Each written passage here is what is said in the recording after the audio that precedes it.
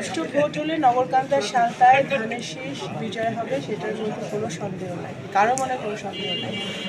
আমার উদ্বেগ হচ্ছে গতকাল রাতে যেটা হয়েছে, জামাতের তাণ্ডব এবং জামাতের যারা জোটের যারা প্রার্থী এবং জামাতের প্রার্থীদের এবং আমার নির্বাচনী এলাকাও বিভিন্ন কেন্দ্রে তারা ঢোকার চেষ্টা করেছে। তো সেইটা অত্যন্ত ন্যাক্কারজনক ঘটনা। কেন্দ্র তখন ভোট চুরির রাজনীতিতে আমরা পার করে আসছি। আমরা জুলাই গণ অভ্যুত্থানের পরে 17 বছরের অনাচার পরে আমরা একটা সুষ্ঠু ভোট চাই।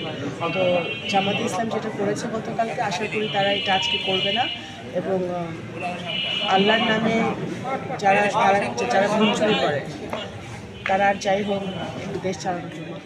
সাধারণ ভোটার এবং আপনার নেতাকর্মীদের উদ্দেশ্যে কিছু বলা আছে কিনা? আমার অপমর নগরকান্দার সালতার জনগণ আমার প্রাণের মানুষ, হৃদয়ের মানুষ। ইনশাল্লাহ আমি তাদের মেয়ে, আমি তাদের সন্তান এবং তারা জানে আমি মনে করি যে আমি তাদের পাশে আছি। ইনশাল্লাহ বিজয় আমাদের। ভোট কেন্দ্রের পরিবেশ নিয়ে তো আপনি সন্তুষ্ট?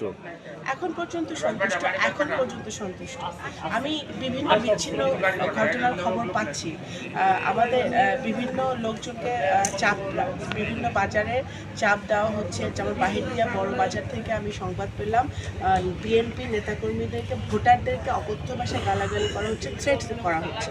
তো এই সকল কাজ জামাতে ইসলাম তাদের বাদ দিতে হবে। যারা দল দাঁড়িয়েছে এখানে, রিক্সা মার্কা বা অন্য যেই দল হোক, এগুলো বাদ দিতে হবে। এগুলা করলে এই ধরনের নির্বাচন বাংলাদেশের মানুষ আর মেনে নেবে না।